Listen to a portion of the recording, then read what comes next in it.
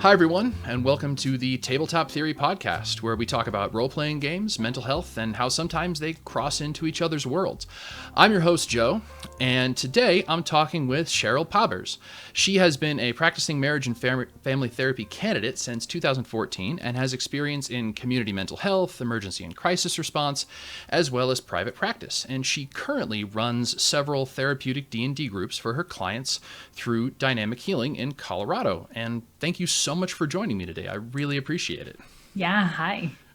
And I know we were talking before this all started how we got connected over Twitter, and I'm just really grateful that could happen. It's something that, as I did the interview a few weeks ago with Peter, I've been talking to a few more folks about getting some things like this put together, and it's really amazing to see like how big this community of people that are doing like applied RPG work actually are. I mean, it's really encouraging to me just to see how many more people are doing it. It's really cool. But I'm wondering, as this thing sort of grows, more people are starting to like learn about it. And I'm wondering if you could sort of describe in your own words, like, what is a therapeutic DM? Oh, yeah. So I would say that a therapeutic dungeon master is someone who is trained in therapeutic skills, who uses RPGs as intentionally uses those as a tool, as a delivery method for therapy. Okay. Yeah. And so this is something that you've been doing before you've been doing therapy work before you started playing D&D, or was it Yeah. sort of backwards? No, I was a therapist first. Okay. So Yeah. how did the group program that you're running right now, how did that sort of get started? So, oh boy. So, way back in the day when I was in community mental health, I started playing Dungeons and Dragons, and that's primarily my biggest RPG experience. So I'm probably just going to say D&D instead of RPG. But yeah, so some friends of mine helped me find a nerdy social hobby, and I played with them, I'd say twice before I was like, why is this not a therapeutic Right. thing? Yeah.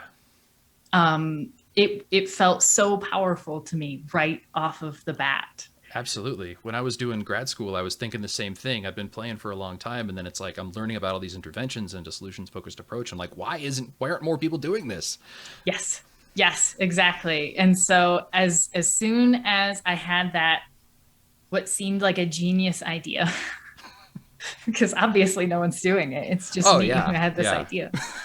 I started scouring the internet, trying to find anyone else who did it. And so, like you were talking about, the community, it either wasn't as big or people weren't as vocal about it. This was like 2017, so not even that long ago. Um, I was doing the best I could with all my different combined Google searches, and I managed to find the Adams, Adam Davis, Adam Johns, with what was Wheelhouse Workshop back in the day. I saw a video recording of them at one of the PAX. I don't even know what those are called.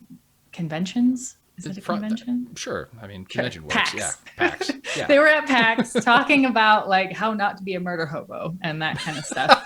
And it was fantastic. And it gave me a lot of good ideas. And I felt really scared about using it as a tool without there being a lot of research behind it. I'm really lawful good in real life. So hurting people is at the bottom of my list. Protecting people is at the top, and trying to figure out how to use it appropriately and not hurt people was my main goal. And so it was like talking to other therapists and other D&D nerds and just trying to figure out, like, do you do combat? Do you use monsters? Like, how is this all going to work in a way where people's parents aren't going to be like, what did you just do with my kid? What do you mean you're, going to attack a raider village and, slay a dragon and cast spells and all that? Exactly, right? Yeah. Like it can be violent. Yeah. And I had a lot of questions about whether that's like cathartic, or is it, oh no, video games are bad for you. They Right. foster Yeah. violence. It's something similar happened when I started looking into the whole therapeutic thing as well using RPGs. I was surprised. Like, I grew up playing, and so I heard about the satanic panic that happened in the 80s around Dungeons and Dragons, and I was shocked at like how many people that's still like their only point of reference for D&D. And just going through the whole process of like, no, it's not devil worship. It's something that has like a lot of really potential therapeutic upside. And like, yeah, no, I get that. It's sort of an odd bridge to think about crossing. Yeah, yeah. And so trying to figure out how to, like, I knew I could convince kids pretty easily, because that's the main point of the group, is it's fun. Yeah. It's not 10 of us sitting around in a circle talking about our feelings. Another failed group that I hate going to, and you can't make me. This is, Right. oh my gosh, we're going to play a game and it's so much fun and I'm invested in it. And so the trick was trying to figure out how to convince my supervisors, the people who pay me, and then people's parents to think that it was an okay use of their kids' time. Yeah. Yeah. So that was the trick. So I guess, how did that go? I mean, how did the journey of like actually getting people on board? I mean, because like you said, the clients, presumably the young people they're on board with it. I mean, they might even already know what D&D is, but like getting their parents and your supervisors on board, like, what was that like? Yeah, it actually wasn't as hard as I thought. A lot of it had to do with telling people what D&D is and what it isn't, and how it's going to work, and how much time it was going to take, and where we were going to do it, and all the logistical stuff. And I was like, it's an experiment, so we'll run it for 10 weeks and see what happens. And so I managed it from the point where I started playing to the point where I started my first group was probably about 8 months. So I wanted to learn how to play D&D first so that I knew the rules. And then I had to DM, which was super scary, a whole nother level. And then I had to convince people that I could do that and do therapy at the same time. Yeah. It's sort of, when you say it like that, it does sound like a whole lot of hoops to jump through. Yeah. Yeah. It's a lot. And it's a lot to like be flowing through you at one time. Absolutely. And so at the time I was working with mostly adults. I'm primarily like an individual and relationship counselor. And so I was a little bit scared of the kids and having like them outnumber me. So I convinced another one of my D&D friends who's also a therapist, to co-facilitate with me. And so we had that going for us. We have 2 therapists in the room. They were going to be kind of like my deputy dungeon master. They were going to like play an NPC, but also like help with room facilitation. Okay. Yeah, that makes sense. Yeah. And then I was going to run the game and run any emotional processing type stuff that happened. Okay. Do you mind if I ask you a question about how that sort of worked out? It's so when you say sort of having a co-GM help facilitate I guess the rules of how of what was going on some of the time, but also play an NPC. Yeah, I mean, more they were there to like group facilitate. So if I was in charge of rules and story and emotional processing for like the group, they were there to help with behavioral stuff, to make sure like, like you're disrupting over here, like, hey, I'm going to pull you aside and talk to you, or you are triggered by something, so we'll pull you out in the hall and talk to you, or just we ran like meditations and stuff too. Like at the beginning of group, we had this cool script where it was like, imagine like the weight of your armor and the smell of the campfire. Oh, And wow. That's awesome. yeah, it was really cool. So we had like all these middle schoolers coming in right after school, super buzzing. Yeah. It's like And bouncing we off the walls. yeah, yeah. And so we have them do a meditation, and usually my co-facilitator would lead that while I'm like doing all the stuff because there were lots of things. And then we'd play. And so if we needed an extra NPC, the way it was set up back then was they were in a school, they were in like an adventuring academy, and they were incoming students. And so our co-facilitator would have been like an NPC who was like a higher grade than them, who would show them the ropes. Yeah, sort of like a mentorship component. Yeah. So when you talk about the idea of like emotional processing inside the group, does that all happen sort of out of game? For example, if you have a group member who feels sort of triggered by something, or maybe something happened that they're trying to process through, or do you do that in game? How does that usually, I mean, I know everything's different from an instance by instance, but like, I'm wondering if there's like sort of an average. Yeah. I mean, it's the classic, it depends, right? So, Right. If they feel comfortable talking about it in the moment, we can pause game and talk about it in the moment and ask them what they need. You know, it kind of goes along the lines of like the X cards and stuff. Like if something's too much, we stop and we change gears. And so, you know, it's easier now online. I can check in with them and see how they're doing. When it was in person, especially when it was just me, because since I've moved from community mental health, it's just me. I don't have a co-facilitator anymore. We just kind of, you get a feel for who's ready to talk and who isn't. But most of the processing happens after. So we have like 15 minutes of check-in, and then we play. My groups are 2 hours long. So what we play, now I'm doing math. We have half an hour at the end where we do emotional processing and group processing. So we play in between there. That's really cool. The programs that I'm helping to facilitate, the timeline is roughly similar, but since we're sort of trying to suss out how it all works, I like the idea of including time at the end for processing. I think that is a really smart idea. Oh, yeah. I mean, is it just, are you going over things that people sort of bring to group, or is it more like going over things that happened in game sort of interpersonally between the players? Yeah, it kind of depends on what they bring up. Most of it is, you know, oh, what happened in game, and it was really cool when you did this, or it was really frustrating when you did that.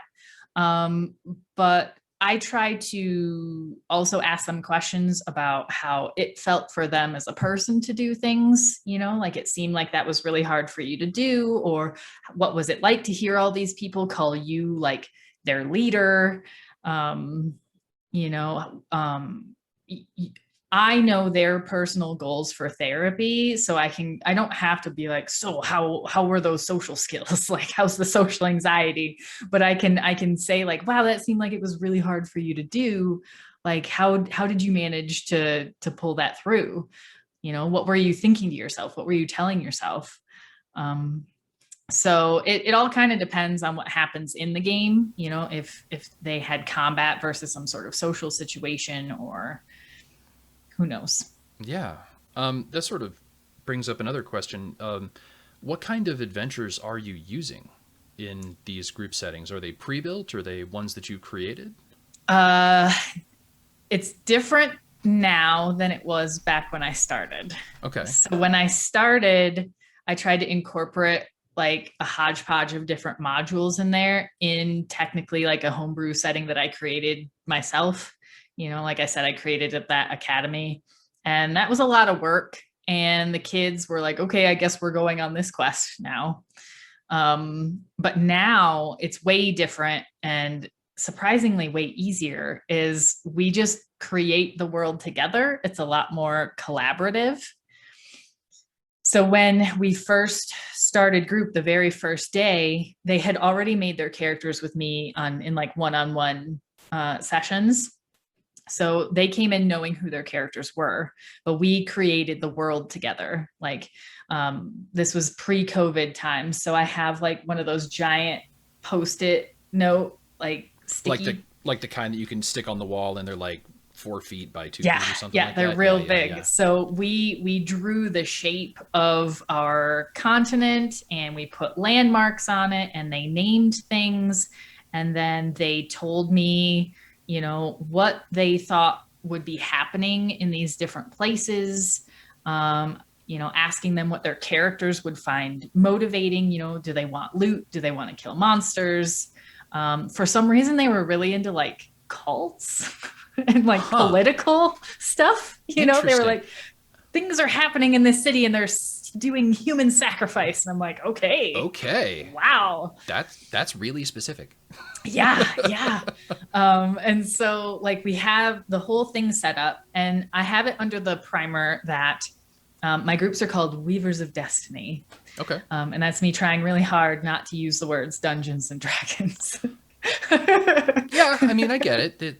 Do you, I mean, just as an aside, do you feel like there are some people that are like a little bit hesitant to still sort of like either sign up or sign their kids up for something that uses Dungeons and Dragons? I think it's more I'm afraid of stepping on toes or riding on coattails. Cause like in my descriptions, I'll still say like we're playing 5th edition Dungeons and Dragons, or at least a version of it. But I want it to be different than just,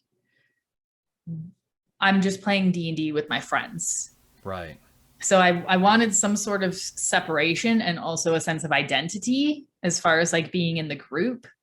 Because that's a big piece of it for me is feeling like I belong somewhere or like I'm special because I'm in a group. Because it's like the whole community aspect of it. Yeah. Because that was really big is, you know, once you start playing D&D, you wear like a t-shirt out in public and someone's like, I play D&D. Right, Tell me about your favorite character. Yeah. You know, who are you playing right now? It's like a big club. Yeah. And so like with my kids, they're in the Weavers of Destiny. And essentially that is an overarching adventurers guild who like people know that if there are problems or monsters or whatever in their town, they can call for the guild to come and protect them or save them. And the idea is there's so many things happening in the world right now. There's been a huge influx of problems that they have set out like an open audition for new adventurers and adventuring parties. That's a really cool hook. So they come, they try out. That's what like session 1 is them like getting straight into combat-ish type scenarios or using their skills like stealth or pickpocketing or whatever like the kids' characters can do to make them feel special and practice actually playing. And then they get sent off on like a mission that's supposed to be like whatever, you're a probationary member. And then they end up stumbling into a much bigger plot, which they themselves kind of created. So, and I just take the wheel from there. So when you say that they themselves created it, I'm wondering like, hearing the way you're describing, like sort of creating the world, it sounds kind of similar to what I've done with some of the groups that I've got. I've got 2 groups that are running concurrently in the same world, and sort of what happens in one group will affect potentially some of what's happening in the other group.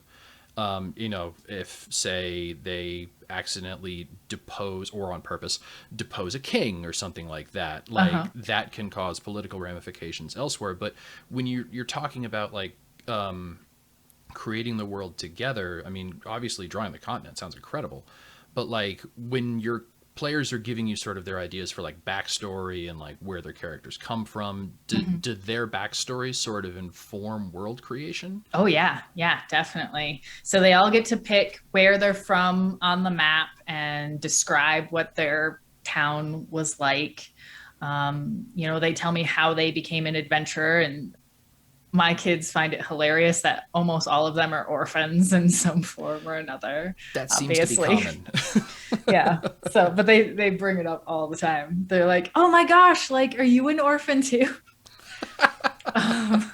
It's like, yeah, I think it's a pretty common trope in a lot of my players too. It's they're either orphans or they've had some kind of great deal of personal tragedy that have driven them to take their show on the road. It's like Yes. death of a loved one or something like Yes. that. Yeah. Yeah. Definitely. Classic D&D. Because if your life was happy, why would you leave to go do the most dangerous job? Exactly. Like Yeah. everything's fine. You have a good job. You have a stable family. Why would you go fight dragons? Yeah. That's chaotic and yeah, weird. So yeah, they help me build the world. Their backstories are all in there. I try really hard to fold that in. A lot of times if they're visiting a new town, I'll be like, who do you know here? Or have you been here before? Or even if they haven't, like, what's a cool thing or an interesting thing that you could find there? So you're leaving that kind of association up to them in the moment? Yeah, or like the day before or the week before, rather. Yeah, and I have to build stuff in there too, but at least some of those things that they want are in there. That's awesome. I love the idea of just like, I had a GM a long time ago that one of the favorite things that she would do is basically whenever you would walk into a shop for the first time, the question would be, what do you see there?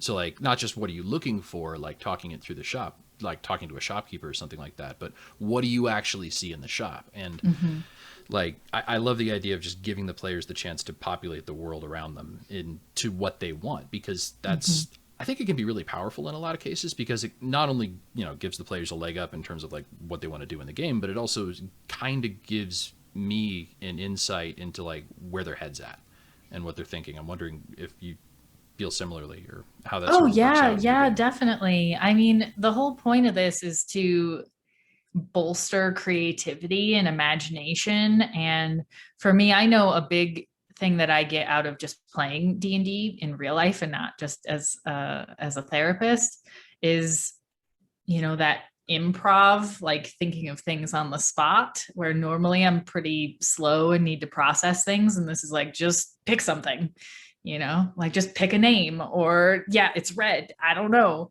And you just see what happens. And because we're a group, we stack on to each other's ideas. It's not all on me. And I feel like that takes a lot of the pressure off of me as a DM or as a player. Absolutely. But also I think it gives the kids or the players a sense of autonomy, as far as like something I want became real. And I think for a lot of kids, especially their age, if they're with an adult or somebody, an adult is telling them how it is, as opposed to them getting a say. So it's kind of a combination of, yes, I'm creating a world for them so they don't have to do all the work, because that's not the point of being a player. But at the same time, like if he wants to play a harmonica, then the next town they go into, sure, there's a harmonica in the music store, right? Like, right. Cool. I mean, it's an easy thing to give, and it provides so much benefit to the players themselves, just to let them sort of run that particular creativity train of thought as far as they want to take it. Yeah. I think it's really great. So, I got to ask though, do you prefer to play or do you prefer to run the game? Or do you have a preference? I like balance. So, I play a lot. I play like 2 or 3 times a week, personally. I think that's like a healthy amount. Sure. It's COVID, Yeah, right. So. I mean, everybody's kind of stuck home. At least they have been, and what else are you gonna do? Yeah, exactly. And I like it. I know that it takes a lot of work, so I offer to DM if someone is feeling a bit burnt out, but I know other people prefer it, so it's just a matter of who's in the mood and what's happening. Yeah. With the therapeutic stuff though, I think it's really cool to DM for them. They are so appreciative and they are having so much fun. And I see kind of the ripple effect of not just what's happening in game, but what can happen in their life over the course of time. A lot of the kids that are in my group right now, I've been working with them since January of last year. And so they've rolled over through my Yeah. 10-week groups a few times, and it's great to see them progress, like not even just their character arcs, but like just how they treat each other, and how Yeah. the group functions. And it's really cool to watch that happen just through D&D. Yeah. It is. Similarly, we've had the groups that I've been running at the university for about 2 years now. It's really cool to see that growth from like a group of strangers to like a group of pretty close friends over the course of how everything's sort of come together, especially through COVID. I mean, when we had to take all of our stuff online, seeing them all still sort of bring that intensity and desire to not just play, but also like hang out with their friends and sort of still keep that part of the community going. I mean, it was hard, it was different, but it was still, I saw a lot of enjoyment out of it, and I saw the players like really keep their investment sort of going strong. And like when things sort of shifted for COVID, how did that work out for you and your groups? Oh, it was tough. Because I used to have groups just right here in my office. And I did a lot with the physical stuff. So we had like color coded Yeah. character sheets, and I gave everybody their own dice, and they had folders that had like the rules or their spells and stuff in them. Whenever anyone tells me what character they're going to be, I go out and I buy a mini that then they have their Right. own Yeah. mini. And, sitting around a table, there's a lot of just nonverbal stuff that is Absolutely. super important for role playing. And we would have snacks. Snacks. Yeah, I remember snacks. Yeah, snacks. And, a big piece of it was that before and after in the lobby time, where like the kids, their parents would drop them off. So, they're having some sort of interaction in the car on the way here and on the way home. And then in the lobby, the kids are getting to interact before group starts. Or if a kid is having a hard time or I need to ask them a question, I can just pull them aside really quick and it's no big deal. And so moving online, I hesitated for a minute. Like, even though my friends and I were playing online, we didn't know what was going to happen in the world. And moving online was huge. And because I'm a therapist and I had to think of like HIPAA and all the things. Right. So I had to figure out what to do. So a few weeks in, I finally decided to move it online, and we used Zoom and Roll20. And so then I had to teach everybody how to use Roll20, which is a mission. But now that they've got it, it seems to be going okay. And they really like the chat function. Everyone really likes to see each other's roles. Yeah. Yeah. And then the autonomy to like turn your camera on or off if you want to, seems to be helpful for them sometimes. So. Yeah. I know it was similar for me when COVID sort of shut everything down. It happened the week of spring break.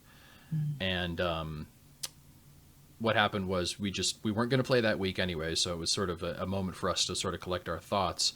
And we took the next week to sort of have a conversation about like, okay, what are our options? And I was lucky enough to actually have some group members that are like really good at Discord and really good at Roll20 to be like, let me teach you this. And I'm like, okay, so you're fully invested in like, yes, this is how you organize Roll20. This is how you move the map around. This is how you do all that stuff. Because I had never touched that stuff before COVID. And I think for a lot of the same reasons you talked about, it's just, you don't get as much of that sort of level of communication on the other end of a Zoom call. But what other choice did we have?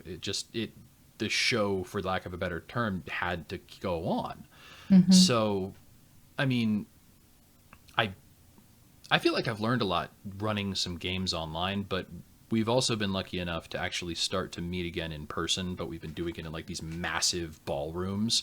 So with like only 6 people. So like a giant 900 square foot space, everybody's wearing a mask and they're like 10 feet apart from each other. And I've got everything up on a projector screen, but like the room is completely too big for what we're trying to do. So we're like shouting across the room, but like, I still think it's, oh, sorry. Camera went out of juice. That's cool. I still think it's a little bit, I still like in person over online, even if we're still so much further apart, because I don't know, it's just like you said, that nonverbal element of having that type of communication. You really miss it if you're not going to be in front of people. I mean, if you're just going to be on Zoom. So yeah. Are you all still doing it online? Yeah. We're going to be online until they remove indoor mask mandates. Okay. So it'll be a minute. And I would have to rent a space now because I have 6 kids in my group at the moment, and my office will not hold 6 kids plus me comfortably. Yeah, it's just one of those things you think back at, like, how comfortable everybody used to be able to be just being in a small space together, and now it's just sort of, it's nerve-wracking. Yeah, definitely. Yeah. So we'll figure it out. For Colorado, it's probably going to be a minute until we can be together again. And then that'll just be another logistical thing we tackle. Yeah. So I'm wondering, over the process of doing all of this sort of client work and actually just probably running D&D on your own, I'm going to guess that people have asked you, like, how do I become a DM?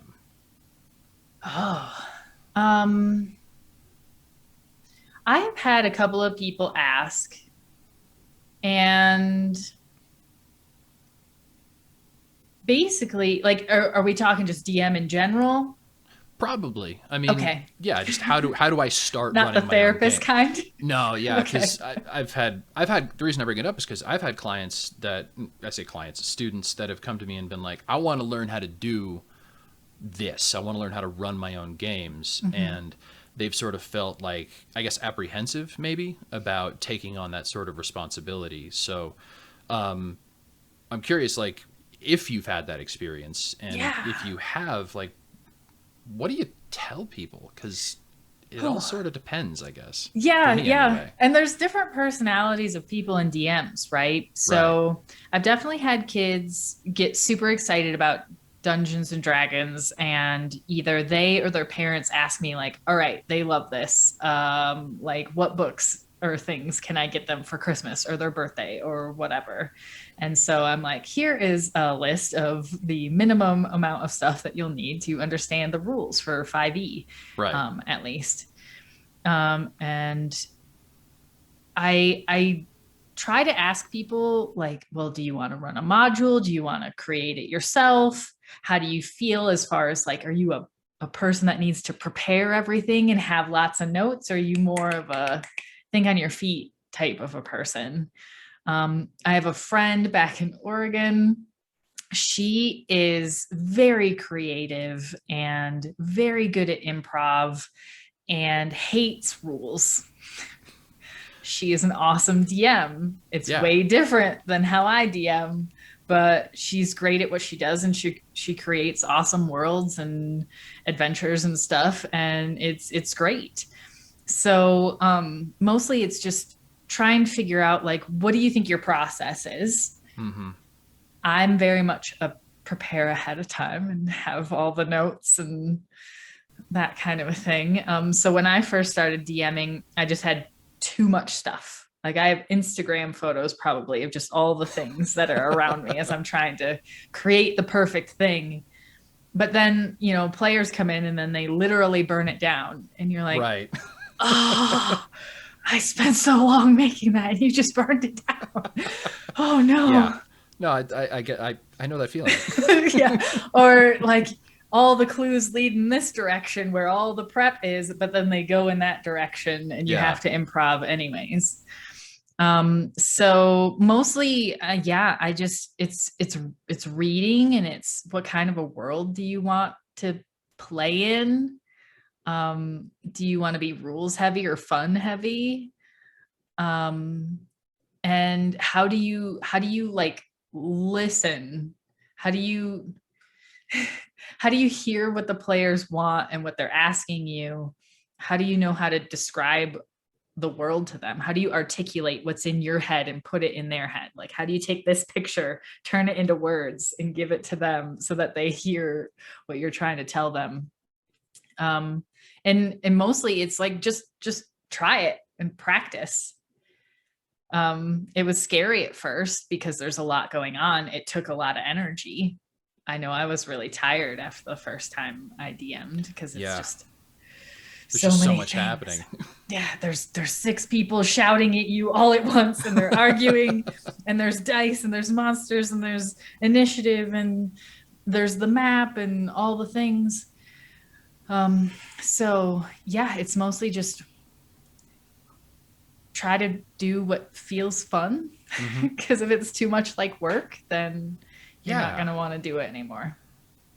That's really true. It's true of anything. If you're just not going to enjoy it, then you're probably not going to put your whole self into it. Yeah. So, if you need the books, find a friend. They probably have them. Borrow the books before you commit to buying them. Right, yeah, because they can get expensive pretty quickly. Developing your own sort of library of books, and that's an expensive part of the hobby for sure. Yes, and I'm a collector, so I buy them. I don't like the PDF versions. I need the hardcover in my hands. It's honestly, for me, it sounds goofy, but it's the smell of the new book. It's the new book smell. Like the very first time that I played second edition D&D way back in the day, like the guy who was the dungeon master at the time just got the brand new monster manual, which was like, back in the day, it was like a 3-ring binder kind of thing, and he cracked it open and he just like took a big deep sniff of it, and I'm like, that's super weird, and he's like, no, it's the best smell ever. And so I guess that like imprinted on me, and it's like now every new book I buy, I have to smell it. It's super weird, but like getting the minis, getting the books, getting all that stuff, I think you're right. It just comes down to like learning what works for you, and also just figuring out if it's going to be fun. Yeah. Like finding your own style. I think that's, because you're right. Every GM has their own unique way to tell their own stories, because even if they're just running like, I don't know, Curse of Strahd or something like that, it's going to be different every time. And I think that's kind of one of the wonderful things about D&D, because there's no 2 games that are the same. If only by virtue of the GM changing. It could be the same players, and it's going to go completely differently. And I think, at least thinking about it therapeutically, that's also one of the really cool draws of it, because it can be really client specific to what you're trying to do. But then also, it's interesting to think about it from almost like a research and evidence-based perspective too, because like, if you're, I don't know, I would never run Curse of Strahd for clients, but just like as an example, like a game, heck, Lost Mines of Phandelver, like the starter pack adventure. If I'm wondering, like, you think if you were to try to do like evidence-based D&D work, that it would almost necessitate using the same adventure to sort of get like that type of evidence-based response? Or I don't know. I don't think so. I think a lot of the great stuff that happens is like outcome, as opposed to, I guess if you were trying to be super hardcore about it, you'd probably have to run at least the same course of stuff. 'Cause like, I don't run modules. So like a big piece of it for me is the kids creating their world. And if I did that, then that's never going to be the same. But I think it's more like for us, it's, what problems or concerns or symptoms or whatever are you coming in with? What are your goals? And then did you achieve those goals? And then what other adjacent things may have changed in your life, or people's perception of you, like parents or caregivers or friends or whoever, like, how do they think you're different? I don't know that you can tell I'm not a PhD because Me neither. I don't care. I'm like, science. Well, like it probably would have to be the same. I guess that's if you're trying to prove like the effectiveness of that module or just D&D in general.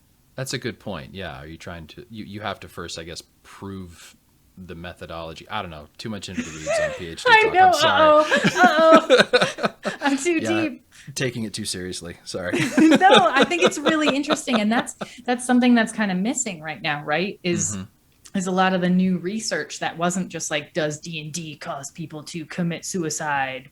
Right. Yeah. It's the sort of alarmist stuff that people have been actually thrown out for a long time. Yeah. Yeah, exactly. So like, that's the big thing is we need stuff that is RPGs or applied RPGs or whatever, and whatever measurements we're trying to find. Because again, the way I look at it is D&D is kind of like how I get therapy into the situation. So D&D isn't necessarily like the thing that needs to be the same. I'm teaching like dialectical behavioral therapy skills, and through narrative therapy concepts, I'm having kids create stories and do all that kind of stuff. And so I'm still using my therapeutic models that do have research attached to them, just through this delivery system of a game. Right. So that it doesn't feel like, all right, so on the whiteboard over here, we're going to go over the acronym Dear Man. It's NPCs talking to each other about like how to be assertive and how to have boundaries, and you know, having the kids recognize in the NPCs and how they do it, like, ooh, like that didn't seem like a very effective way to ask for what you want. Maybe try this other way. Right. Yeah, I think that's a really good way to put it. I think trying to use D&D as a way to sort of access those therapeutic methods that you're talking about makes a lot of sense. Because I mean, I get what you mean. Like I've run process groups for young clients who are in substance abuse recovery, and that 90-minute process group can feel really, really long.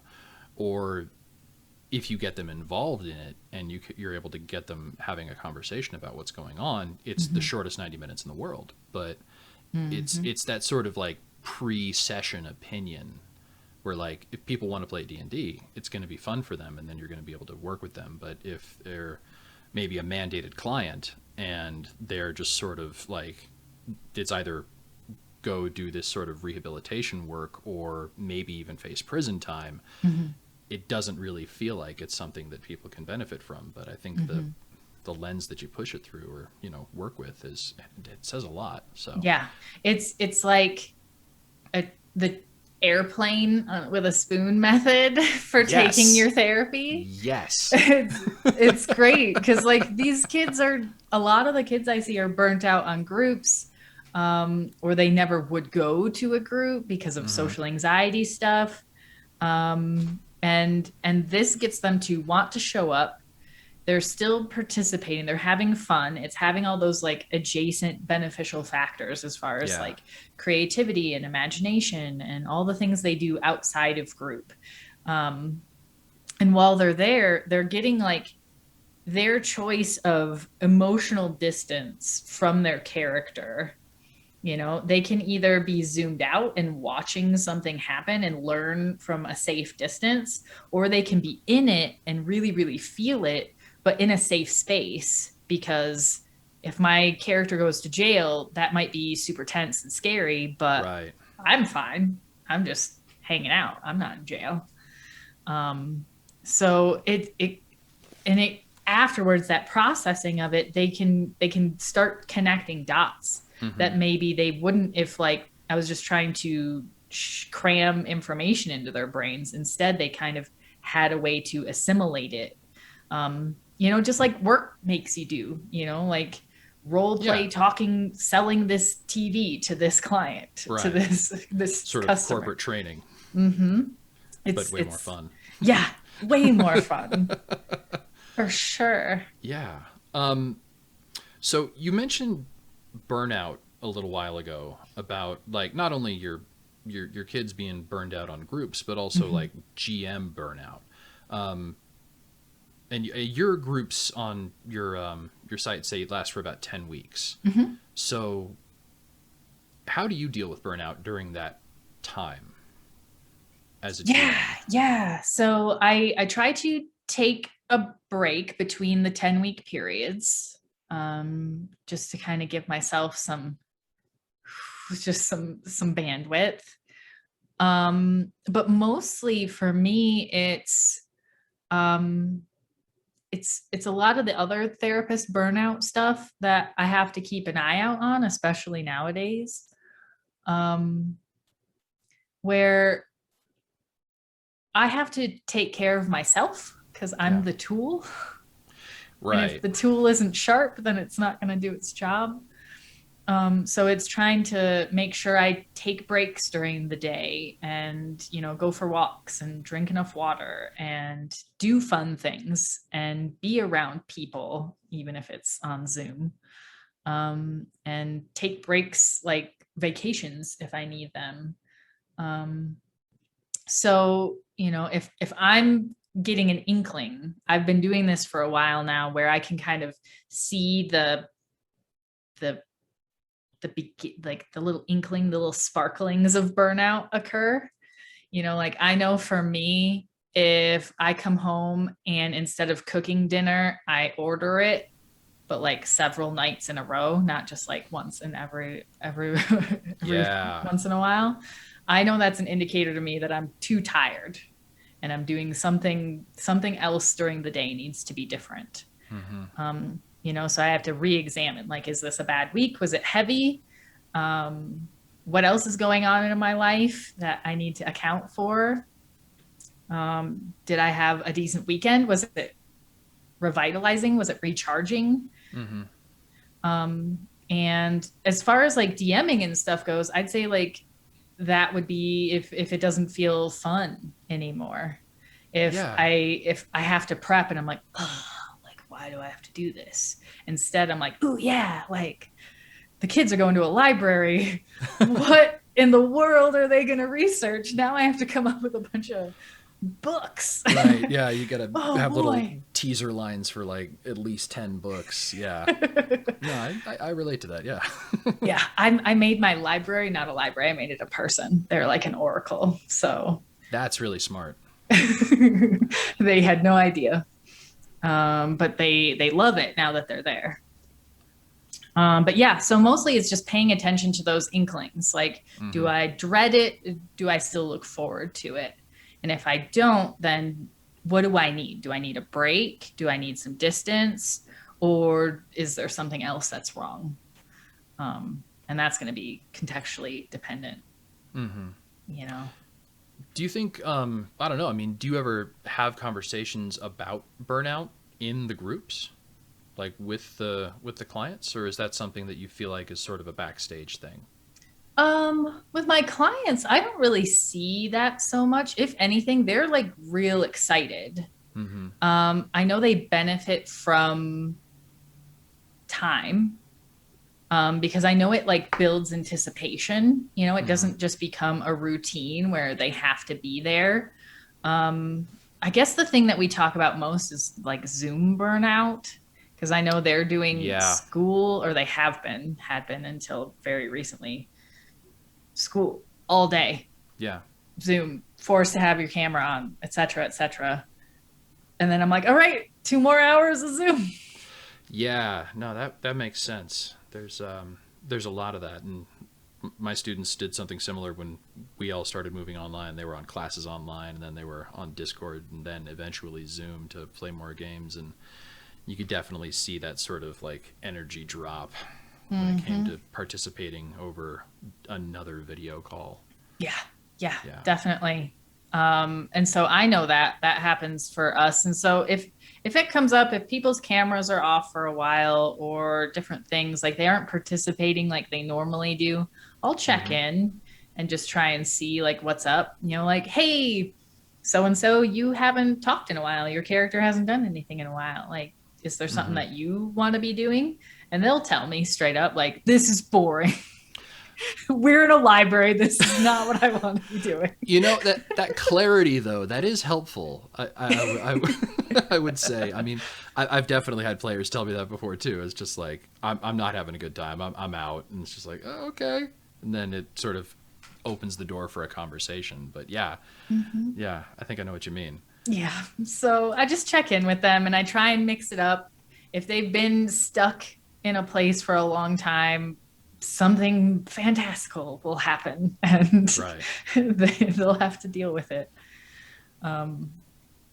Yeah. So it's hard though. Like, the Game to Grow guys, they talk about like accordioning, your sessions. So paying attention to the tempo of what's happening and how much time you've got left in group and where you think you want to leave it, and figuring out like, do I need to run through this whole traveling several days from one place to another, or do I just say it happened and nothing bad happened to you? Right. You made it to the city. We didn't have to go through 7 days of camping in the woods. Right. 7 days of picking watch, 7 days of waiting for random encounters. Yeah. Yeah. So, you know, we try to do that, but sometimes like they're in it, right? And sometimes combat lasts way longer than you think it's going to. Yep. And sometimes it happens when you don't expect it to. Yeah. I'm not super great at the according thing yet. With the kids, I had this Halloween thing that I had planned for them, and we didn't get to it until Christmas. And they're like, this is really creepy and it's weird timing. I'm like, I know, you were supposed to be here 2 months ago. Yeah. Oh my gosh. That's always hard. Yeah. This week it worked out like gangbusters though, just on accident, with Star Wars Day, because we played on May the 4th and they were in space fighting monsters and learned that lightsabers exist and perfect timing kind of stuff. Yeah. So that's awesome. It was great. Yeah, that's really cool. Yeah. Happenstance. Completely by accident. Yeah. The kids think I am some sort of like magical oracle or something because of the Weavers of Destiny thing and like how many things have happened or, and I'm like, I just listen to what you guys say. Right. And then I make it happen. Yeah. No, totally. That is the idea. It's just, how have you planned all of these things to happen so well together? And it's just, I'm hearing what you're saying and I'm just turning it around. And yeah. And sometimes I try to tell like my students, like, you can do this. You can be a GM. All you got to do is just listen to what people have to say. And I think you're totally right. It's just, it all comes from the players, right? Yeah, definitely. They'll tell you exactly. They have way better ideas than I do. Like, I just steal them all. Yeah. And they notice it. Every once in a while, they'll see my face because I'm so bad at controlling my face. They're like, stop talking about this in front of her. I'm like, yeah, don't plan your way to subvert the GM in front of the GM. Yeah. It's great. It's a ton of fun.